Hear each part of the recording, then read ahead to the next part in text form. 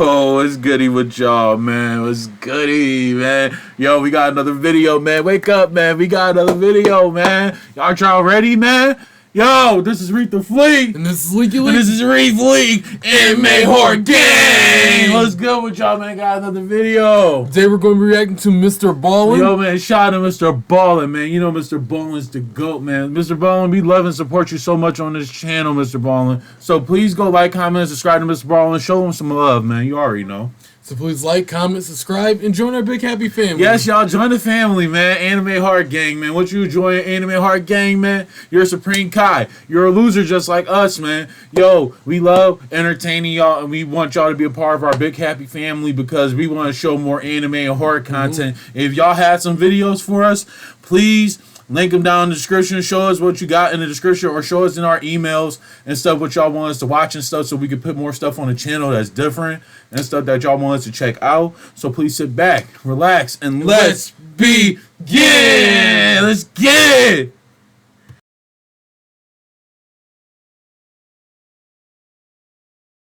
Alright, y'all. We got another Mr. Ballen joint, you already know.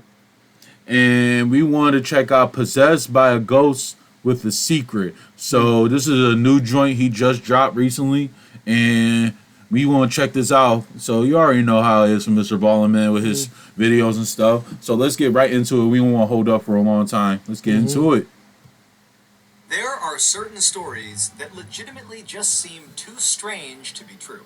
And today's story is definitely one of those. But if you get to the end of this video, you will see that a major American educational institution fact-checked this story really aggressively, and it held up. It really happened. So, go into today's very wild story with an open mind.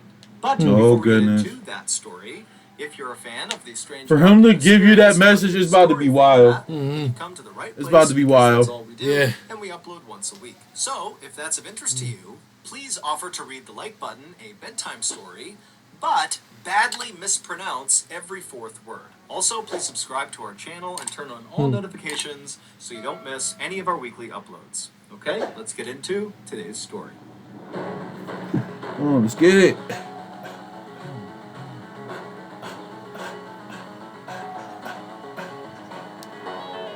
Beyond the Body. Batman At the Beyond. end of December 1994, in a little village in northern India, a young woman named Sumitra had her first child with her husband. And right away, Sumitra fell in love with her little baby boy.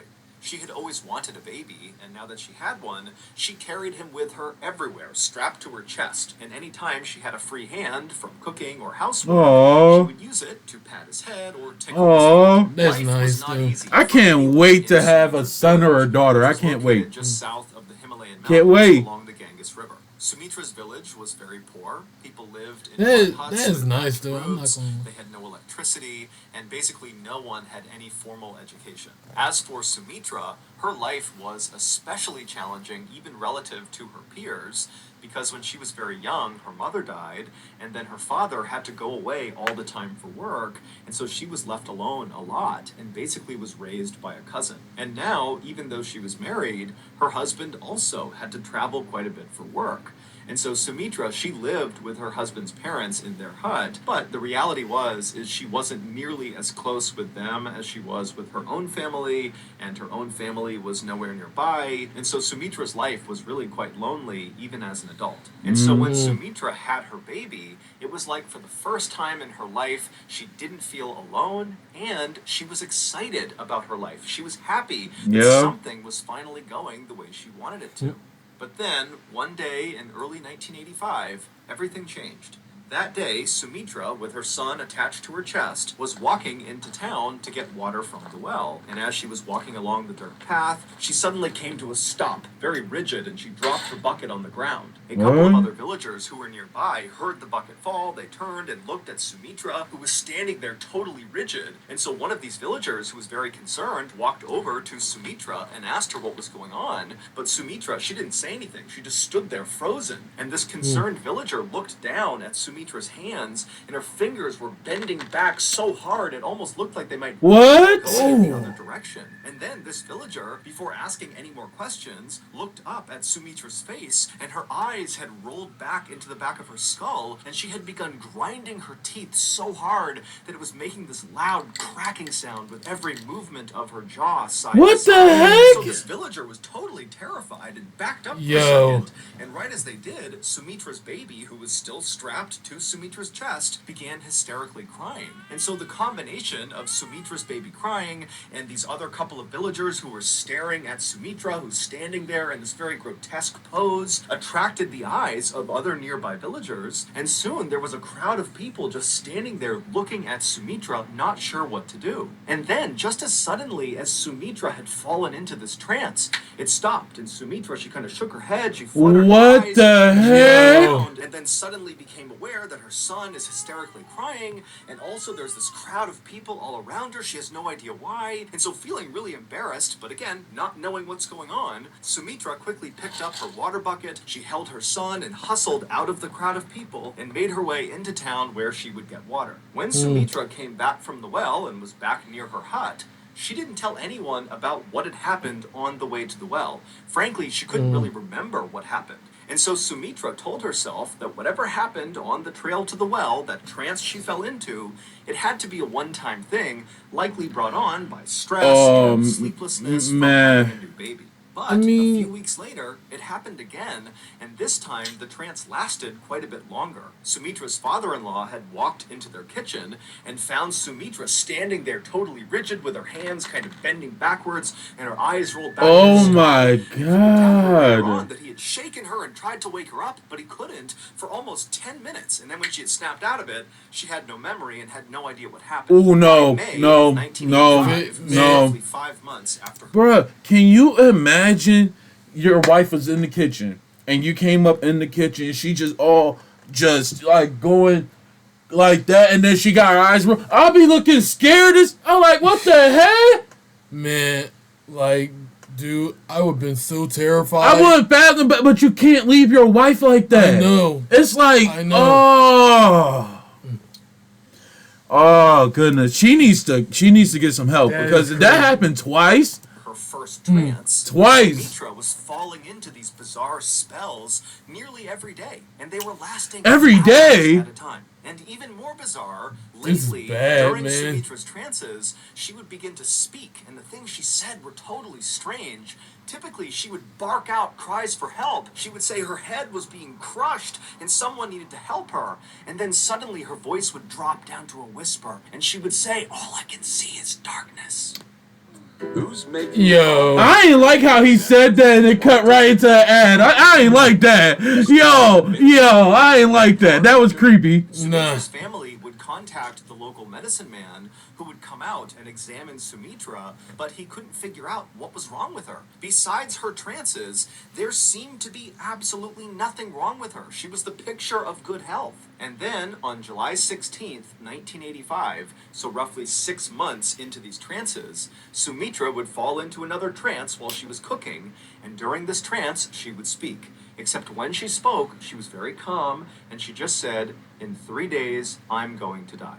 By this point, Sumitra was terrified of whatever was happening to her, and she was totally exhausted, and so was her family. You better help her. Sumitra had stopped caring for her son, who was now about 8 months old, because she was afraid that at any moment she could fall into a trance and accidentally hurt him. And so her mother-in-law had basically become the boy's mother, and also Sumitra's husband, who was the primary breadwinner for the family, was forced to stop traveling for work and just stay home and help out with Sumitra and his son.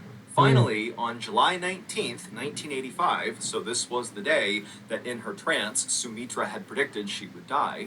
On that day, Sumitra woke up and made a very conscious effort not to do anything that could potentially harm her. She didn't cook because she didn't want to be near flames. She didn't walk near anything with any sort of ledge she could fall off. She didn't even walk downstairs for the same reason. She also kept a very safe distance from her son in order to make sure he was safe. And by late afternoon that day, Sumitra was just fine, and there was no sign that anything bad was going to happen to her, and so she and her family began to relax. As Sumitra's mother-in-law began making dinner, Sumitra decided to go outside and get some fresh air.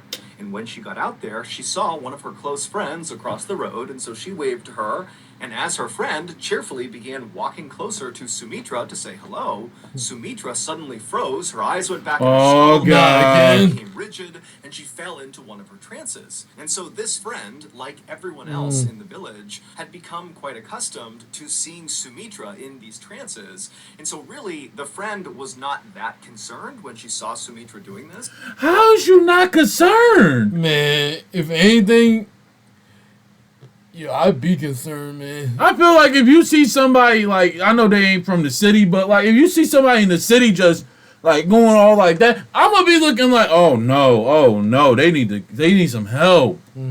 It's like they're so used to it now. It's like, Man, like, you never knew what's going to happen until, man. it's too late. Like, But then Sumitra began doing something in her trance that this friend had never seen before. Sumitra, who normally had her hands by her side during these trances, she began raising her hands up till they reached her forehead, and then wildly Sumitra began clawing at something right above her head, and as she did, her breathing became very loud and labored, and so this friend, feeling suddenly so concerned for Sumitra, rushed over, but when she got right next to Sumitra, there was nothing she could do. Sumitra was just clawing at the sky, breathing really heavily, and then suddenly Sumitra stopped, and she put her hands down by her side, and she went back to this rigid pose, and then out of Sumitra's mouth came this horrible, low, rattling moan sound. It was just a constant sound that came out of her, and it got deeper and deeper and deeper until Sumitra's voice kind of cracked.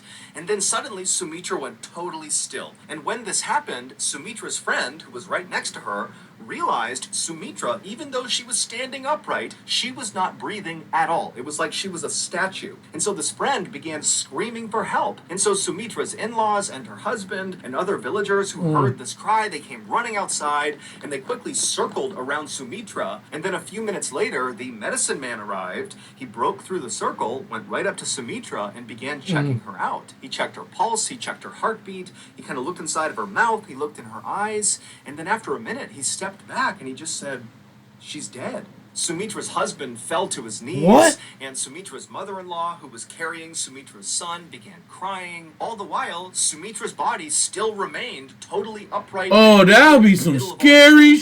With her hands tight by her side and her eyes rolled back, and her face frozen in what looked like a silent scream.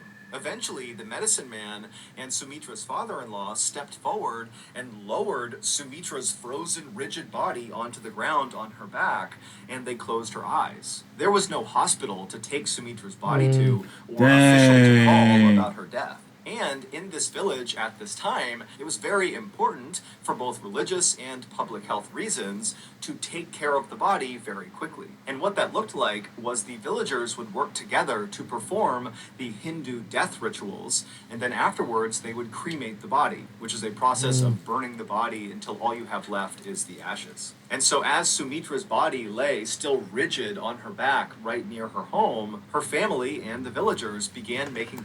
And I feel like wherever they at, I feel like they don't really got the technology to really know if she's like okay or not. So it's kind of like you don't know that. You're going all based off of this man. And it's kind of like you don't know. So it's like, are you really going to send her there? And like, you got to know. And they like, they don't got no hospitals and they not near no big city or nothing. So it's kind of like, you gotta know for sure, and like you gotta like wait. You gotta wait it out or something like that. You know what I'm saying? Yeah. Because I feel like even though he did that, she might still be alive. You gotta like be patient, like, and don't do it quick. Preparations for her funeral. Sumitra's mother-in-law and some women from the village began scrubbing down Sumitra's body, as well as putting essential oils on her face, and other villagers who were not a part of that went off to find wood for a fire. The villagers weren't talking much, and a lot of the women were crying, But it wasn't just grief they were feeling, it was also fear. They all knew about Sumitra's trances. They happened all the time for months. But what the villagers couldn't wrap their heads around was the idea that during one of these trances, Sumitra had accurately predicted her own death. And so now the villagers couldn't help but think that dark forces were at play here, that maybe Sumitra was possessed, and now whatever had possessed her and killed her is somewhere in the village. And so that night, as the sun started to go down, normally kids would be out playing in the village, but their parents said, no, come inside, it's not safe outside. And so, for the most part, the only people who were outside that night were the women who were still cleaning and prepping Sumitra's body for her funeral. And at some point, one of the women who was doing this was brushing out Sumitra's hair.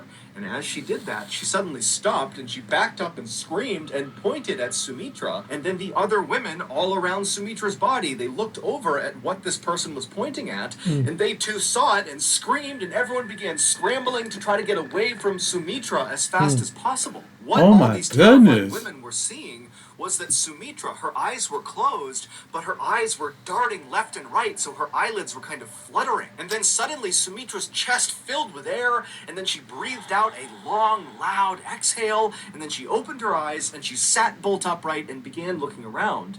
And the other Yo. women who were terrified, they're looking at her, and they were struck by how completely healthy and normal Sumitra. You see what I'm talking about? You see what I'm talking about? They was about to cremate her, and she was still like, you got, man. Even though for the past 45 minutes she didn't have a heartbeat and was totally pale and looked completely dead. Sumitra wiped the essential oils from her face, and then she stood up, and as she did, the medicine man, he had heard all the commotion and ran over, and he ran to Sumitra and kind of assisted her and got her to stand on her feet because she was a little bit wobbly. And then the medicine man performed a checkup on Sumitra, checking her heartbeat, her pulse. He looked in her mouth, he looked at her eyes, and then he asked Sumitra, how are you feeling? And Sumitra said, I'm okay. And then the medicine man, he kind of turned to face this now huge crowd of onlooking villagers, and the medicine man had a big smile on his face, and he said, you all have just witnessed a miracle. Sumitra is back from the dead. Man. If you've made it this far into today's story, then That's I think it's crazy. safe to assume that you like my style of stories. We put out the remaster. Oh, man. Sumitra's husband and her in-laws were too shocked to say anything or really even react. But then suddenly, Sumitra's husband was overcome with joy, and he ran forward to hug Sumitra. But as Sumitra turned and saw him coming towards her, she backed up suddenly and put her hands out to protect herself from her husband. And immediately, the medicine man, he kind of stepped in between the husband and Sumitra, and he patted the husband on the shoulder and said, she's been through something very traumatic. You need to give her time and space to recover. And everybody in the village who saw this happen, they were accustomed to whenever Sumitra fell into one of her trances, when she came out of them, she oftentimes was a little bit confused. And so they all just kind of assumed that this is what was happening, but on a bigger scale. This is a really intense trance they've seen, but she's just confused. She'll be okay soon. And so the villagers dispersed, and the medicine man assisted Sumitra back into her hut, and he got her in her bed where she fell asleep. And then afterwards, the medicine man reassured Sumitra's husband and her in-laws that Sumitra, when she woke up, she'd likely be just fine, but he would come by and he would do another thorough medical exam on her just to make sure. And the next morning, when Sumitra woke up, she did seem a lot better. When she left her bedroom, she seemed far less confused than she had been the night before. But as soon as Sumitra saw her husband and her in-laws, she got so scared she just bolted from her hut and started running away. And so the medicine man, who had just come by to do his thorough checkup, he saw her take off, and so he began chasing her, as well as Sumitra's husband and father-in-law. They took off after Sumitra. And finally, when Sumitra's husband caught up to Sumitra, he grabbed her by the arm to stop her, and Sumitra ripped her arm away from him, and she said, "How dare you touch another man's wife?" And as the husband kind of ushered Sumitra back towards their house, she continued to say, "You're not my family, this is not my home." And then finally, Sumitra's husband and the medicine man had to literally drag Sumitra to get her to go back inside the hut. And as they dragged dragged her inside, she kept screaming that her name was Shiva Duetti and her in-laws had killed her. Yo.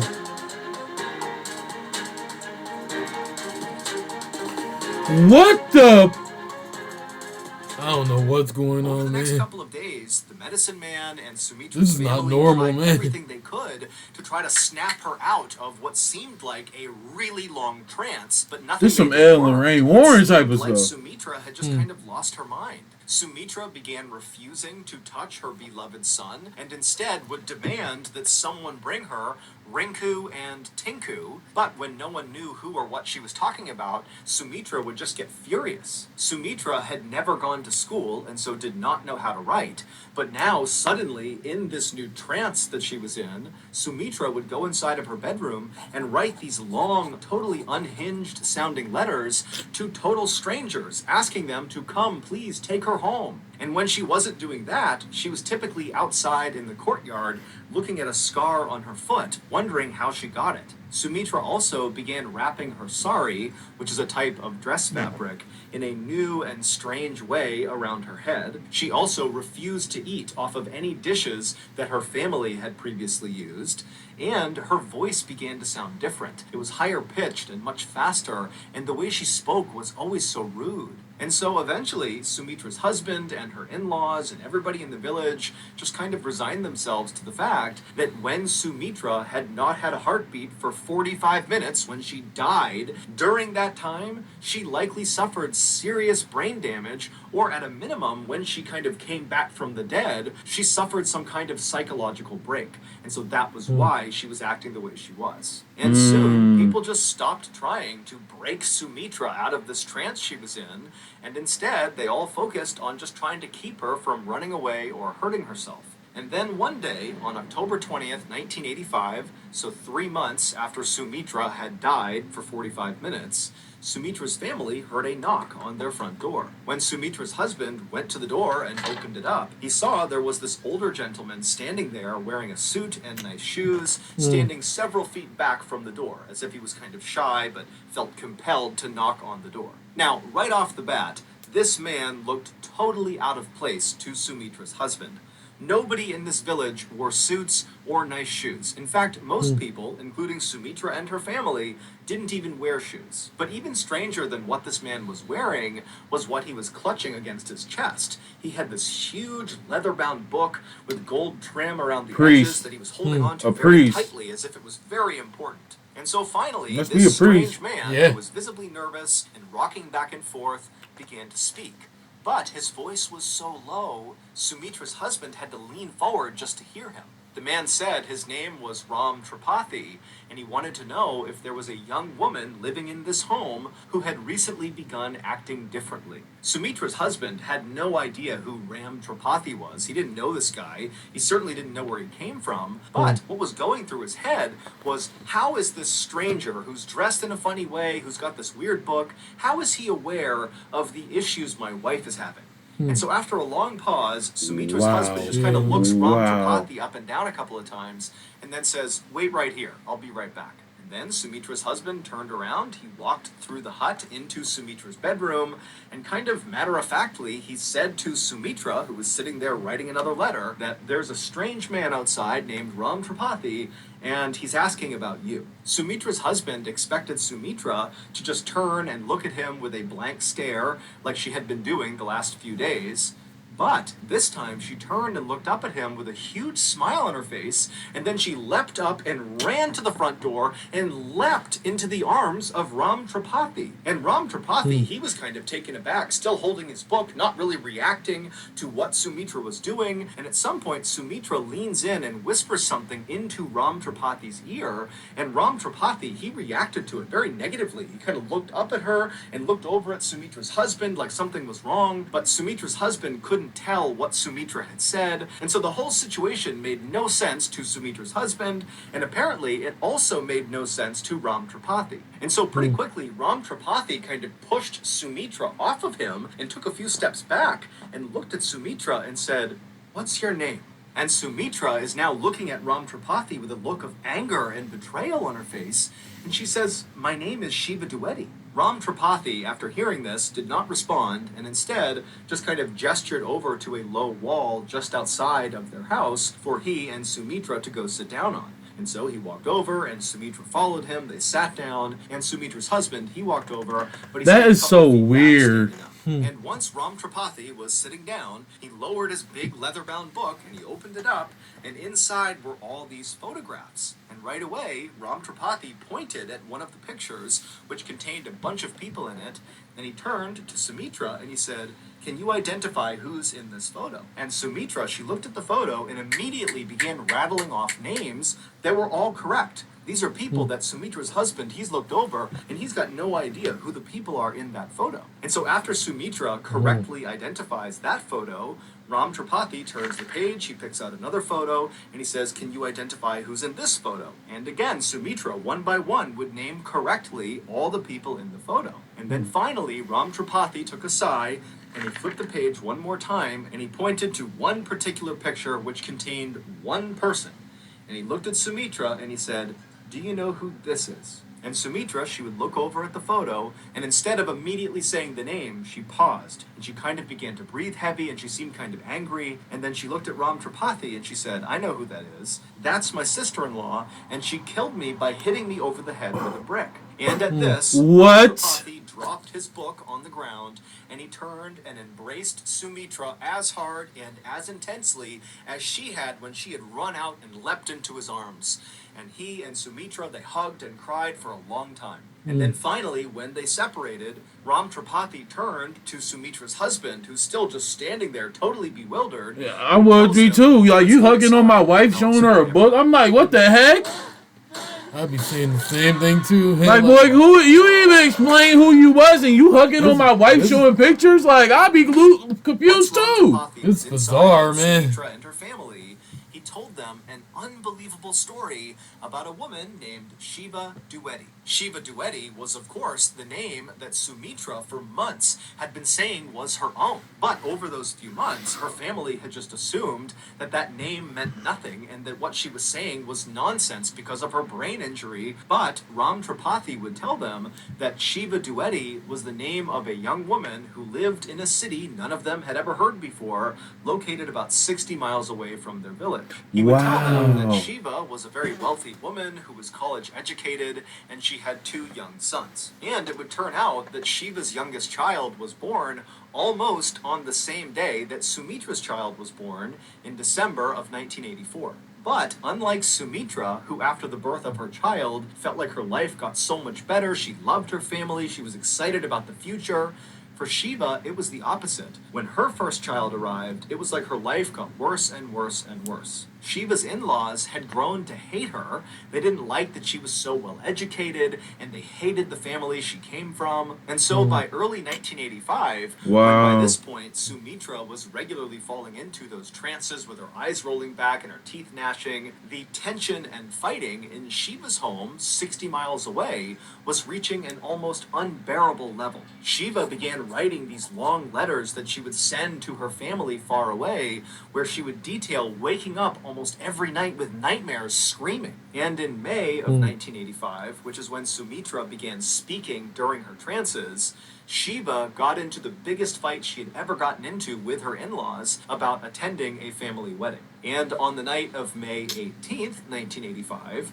Shiva's neighbors in her city saw Shiva's in-laws literally carrying Shiva's body, which appeared to be unconscious, as they walked along the railroad tracks. What When the these heck? neighbors ran up and asked if everything was okay with Shiva, Shiva's in-laws just said, "Oh, she's sick and we're taking her to the hospital." Now, it was nighttime, there were no lights around, and so it was really dark, and these neighbors couldn't get a good look at Shiva to see, what was going on with her. And so even though they thought this was very strange, they decided not to say anything. The next morning, Shiva's dead body was found lying on the train tracks right near the train station. And so someone raised the alarm, and before long, Shiva's uncle and sister ran to the train station, and when they got there and saw Shiva on the tracks, they also saw Shiva's in-laws were already there.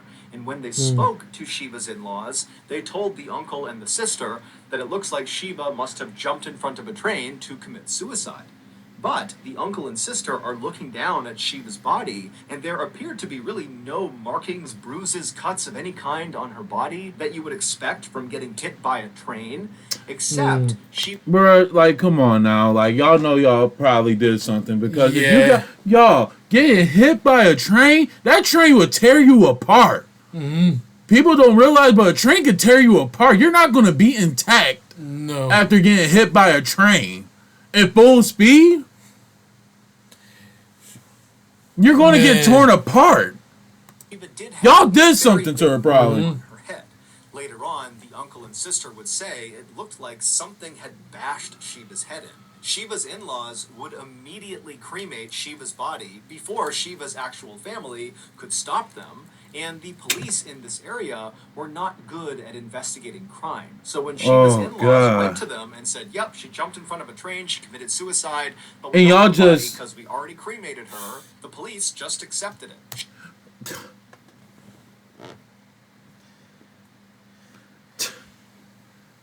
Wow. So a whole murder was afoot. A whole murder happened, and y'all... Shiva's father was convinced that Shiva had been murdered, but he didn't have a way to prove it. Until Sumitra appeared to die on July 19th, 1985, and then came back to life, claiming to be Shiva. Shiva's father had heard a rumor about some girl in a village 60 miles away claiming to be his dead daughter. Now, at first, Shiva's father did not believe this, but eventually he decided he would go to the village and test this girl to see if maybe it was true. And so, on October 20th, 1985, Shiva's father put on his best suit and his nicest shoes, he brought his leather-bound photo book, and he headed to Sumitra's village and knocked on her hut. Ram Tripathi was Shiva's dad. When Sumitra, at first... So you're telling me, okay, so Shorty was college educated, she knew what she was doing with herself, but the people, her husband and their family didn't like her because she was smart. Obviously, that's how families are. If you're like smarter than them or like doing more better things than them, then they're not going to like you because of that, or you look better than them and stuff. That's like a thing in families, and I feel like that needs to stop. It's jealousy, right? Like there. that's just, I don't like that. That's weird. Like, if somebody's doing good, acknowledge that so they could go farther and they can help you out with stuff. You know what I'm saying? Like, they can make all of us win. Why do you have to hate? So now y'all hate her to the point that she was so well off with herself that she could really be doing something with her life instead of being at one place. Y'all went and killed her because she was doing better and stuff. And then she wanted to attend a wedding. What's wrong with attending a wedding? Y'all mad because she got invited and y'all didn't? Man, I don't know what it is, but man, Y'all, please, if y'all have family, please don't be jealous of each other, because that's what start fights and stuff. And like, please don't be comparing yourselves to each other, because I don't like that either. And LIfE don't like that. No. And I feel like people who be comparing their kids to their other kids and like trying to say, oh, the person looks better, or the other one looks better with this on, the other one looks better with that. Like, stop that, because that's going to like hurt somebody and make them feel like less than what they are. So please don't do that, because that's not right. yeah. Everybody's equal and everybody could achieve the same thing. But I feel like with success, if one person ain't get it, that they're going to try to bring you down to their level because they ain't achieve it. But you can. You know what I'm saying? Like, there's people like that. Please watch out for people like that too, because people will try to bring you down just because you're trying to do something right. And it's like, come on now. That's sad. And we get that in our comments sometimes. Like, there'll always be somebody saying this and that, but me and LIfE just be ignoring it, because it's like, dude, like, what is you doing better? You know what I'm saying? Like, come on now. ran outside and leapt onto Ram Tripathi and hugged him, and then whispered something into his ear that Sumitra's husband saw happening but couldn't hear what she said. And then Ram Tripathi, when he heard what she whispered, he kind of recoiled and acted angry for a second. What Sumitra was saying was, Papa. In the moment, Ram Tripathi, who was not convinced Sumitra was his daughter, felt like this is a horrible, elaborate hoax and it needs to stop. But then, Sumitra correctly identified 15 people in his leather-bound photo album, including the sister-in-law who she said killed her. And even more convincing than that was that Sumitra knew how Shiva had been killed, by getting smashed over the head with a brick. This was a question that Ram Tripathi had never heard the answer to before. And at that point, Ram Tripathi believed that this must be his daughter's reincarnated spirit inside of Sumitra. And so that was when he dropped the book and gave her a big hug. This story is considered to be one of the most credible reincarnation stories ever recorded. Scientists from the University of Virginia in America actually went to India to study Sumitra and interview everybody involved. And they concluded that this was not a hoax. They said that Sumitra had most likely either been possessed by or reincarnated as Shiva Duetti. The change in Sumitra's voice that her family noticed was the same accent that Shiva had. It was very urban and educated. The strange new way that Sumitra wrapped her sari on her head was the same way that Shiva did. Sumitra was rude to her family and refused to eat off the same dishes as them because she believed she was actually a very wealthy woman who was for some reason being forced to live in this poor person's hut. And when Sumitra asked for Tinku and Rinku, those were nicknames that Shiva had given her two sons. And all those seemingly unhinged letters that Sumitra had written and fired off to random strangers were in fact sent to various members of Shiva's family.